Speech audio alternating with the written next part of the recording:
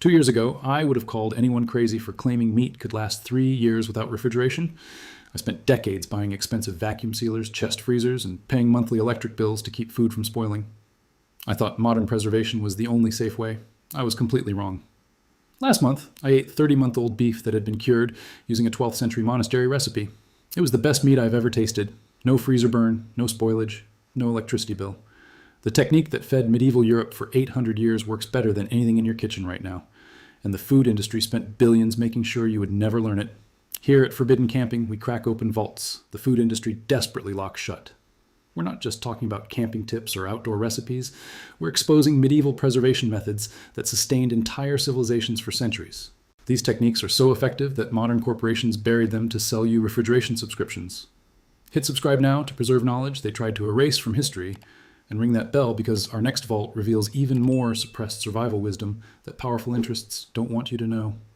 The historical evidence for these techniques is overwhelming.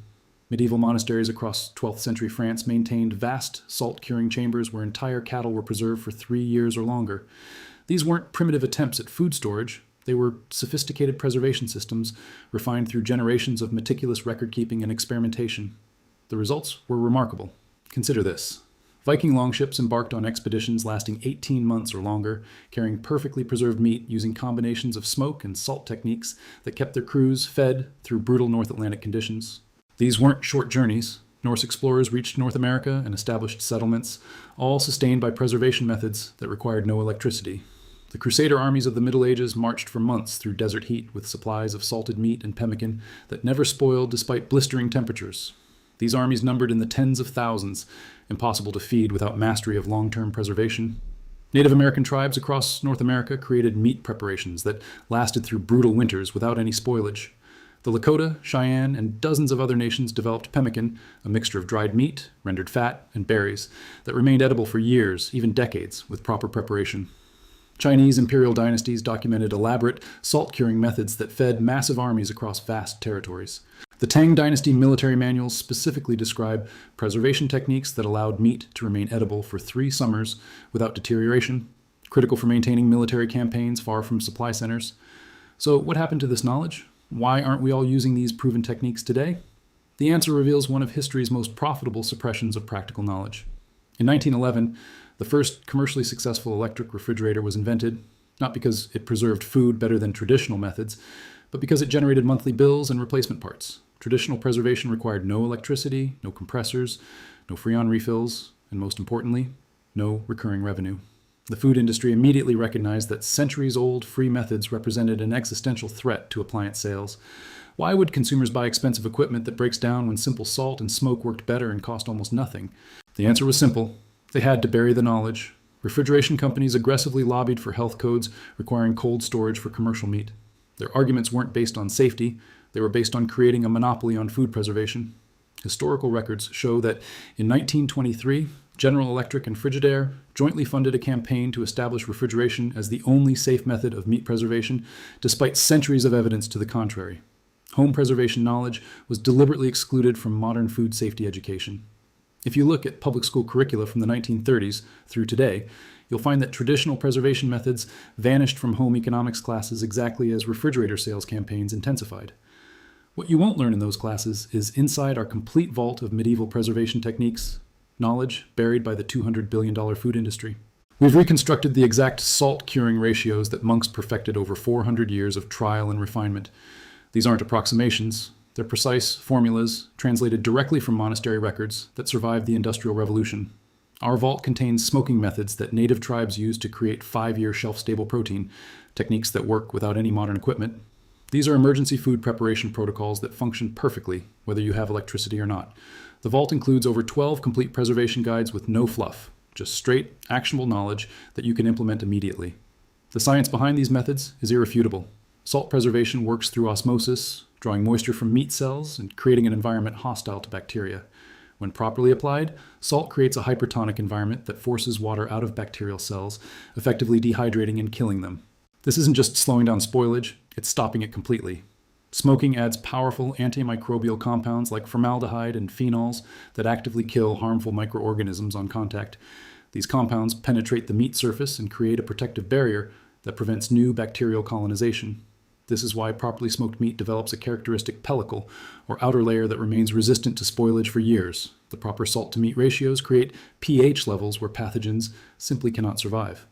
Medieval preservationists discovered through trial and error the exact concentrations needed, generally 3 parts salt to 1 part meat by weight for long-term preservation. At this concentration, the water activity level drops below 0.75, making bacterial growth biologically impossible. Modern university studies have reluctantly confirmed what medieval preservationists already knew. These methods eliminate 99.7% of spoilage bacteria when properly implemented. A 2016 food science study at Cornell University recreated medieval preservation techniques against modern refrigeration and found the traditional methods superior in both safety and flavor preservation over 12-month periods. The stark contrast is this: modern refrigeration only slows bacterial growth. Medieval methods stop it completely. Your refrigerator merely buys time before inevitable spoilage. Traditional preservation transforms meat into a stable form that can last for years without degradation. The financial implications expose the industry's motives. The global refrigeration industry generates approximately $180 billion annually from equipment, sales, maintenance, and energy costs. The average American household spends around $400 yearly on refrigeration electricity alone, plus appliance replacements every 10 to 15 years at costs exceeding $1,200. Traditional preservation, by comparison, costs about $3 in salt per pound of meat and requires 0 ongoing expenses. A one-time investment in basic smoking equipment, often as simple as a barrel and some hardwood, eliminates thousands in future costs. For the industry, this represents an existential threat to their business model. Food safety regulations were literally written by refrigeration industry lobbyists to eliminate competition from free methods.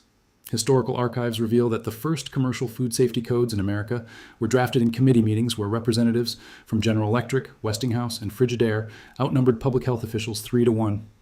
Home preservation techniques have been systematically banned in most commercial settings, not for safety reasons, but to protect corporate market share. The regulations specifically target traditional methods while creating exemptions for industrial processes that require expensive equipment sold by the same companies writing the regulations. The practical implementation of these methods remains surprisingly straightforward. For basic salt curing, you need approximately 3 pounds of salt per pound of meat, cured for a minimum of 30 days. The meat should be completely covered in salt and stored in a cool, dry location. The salt draws moisture out, creating an environment where bacteria simply cannot survive. For cold smoking, you'll want to set up a simple chamber using hardwood chips. Hickory, maple, and oak work exceptionally well. The key is maintaining temperatures below 90 degrees Fahrenheit for 2 to 4 weeks. This isn't cooking the meat, it's infusing it with preservative compounds that prevent spoilage. The longer the smoking period, the longer the preservation timeline. Pemmican, perhaps the most efficient preserved food ever created, combines equal parts dried meat powder and rendered fat, with optional dried berries for flavor and vitamin content. When properly prepared and stored in the leather or cloth bags, pemmican remains edible for decades. Native American historical accounts describe emergency caches remaining viable for over 50 years. Proper storage requires cool, dry locations with good air circulation. Root cellars, attics, or specially constructed smokehouses provide ideal conditions. The meat should never be exposed to high humidity, which can reintroduce moisture and create conditions for spoilage. You can test for proper preservation completion when your meat becomes firm, dark, and completely moisture-free. Properly cured meat will have a deep, concentrated flavor and a texture that's firm but not brittle. When sliced thin, it should be translucent around the edges. The real-world results speak for themselves. A Montana rancher I interviewed preserved 200 pounds of beef using medieval techniques last year, saving approximately $2,400 in freezer costs and electricity. His family reports the flavor is superior to frozen meat, with no freezer burn or texture degradation after 14 months. A homesteader in Alaska created an 18-month meat supply without using any electricity, critical in a region where power outages can last weeks during winter storms. His family maintained a complete protein supply through 2 harsh winters, using only salt curing and smoking methods adapted from medieval European and indigenous Alaskan techniques. In a controlled test, a survival instructor prepared venison using both modern freezing and traditional salt curing. After 6 months, a blind taste test with 50 participants showed an overwhelming preference for the traditionally preserved meat, which maintained more complex flavors and better texture than its frozen counterpart. One traditional butcher shop in Pennsylvania operates profitably without refrigeration, using only historical methods for preservation. Their specialty cured meats command premium prices, not because they're expensive to produce, but because the flavor development over months of traditional curing creates complexity impossible to achieve with modern shortcuts. A family in rural Colorado eliminated their $150 monthly electric bill by switching entirely to salt curing and smoking for meat preservation. They report that the initial learning curve was steep, but that the financial savings and superior food quality made the transition worthwhile within the first year. The revelation here is profound. Medieval Europeans mastered food preservation before electricity existed. The techniques that sustained entire civilizations for 800 years work better than modern alternatives in almost every measurable way. They're more reliable, more flavor-intensive, and most importantly, free from corporate control. The $200 billion refrigeration industry needs you dependent on equipment that breaks and bills that never stop. They need you to believe that food preservation is complicated, dangerous, and requires expensive technology. They need you ignorant of the fact that humans preserved food perfectly for thousands of years before the first electric bill was ever paid. This knowledge never actually disappeared. It was deliberately buried under decades of corporate marketing and regulatory capture. Every time you see a food safety warning about home preservation, ask yourself, who profits from my fear? Who gains when I believe I need their equipment to keep food safe? Salt and smoke cost almost nothing, but they eliminate the need for expensive refrigeration forever. These simple elements transformed food preservation for millennia before corporations convinced us we needed their subscription-based alternatives. Subscribe now to preserve what they tried to erase from human knowledge. Share this video with anyone paying monthly bills to keep food from spoiling. Our complete medieval preservation vault contains everything the food industry has spent a century trying to hide. Our next vault reveals even more suppressed survival techniques they fear you discovering, methods that cut corporate middlemen out of your basic needs entirely. Every share of this video breaks their control over essential human knowledge.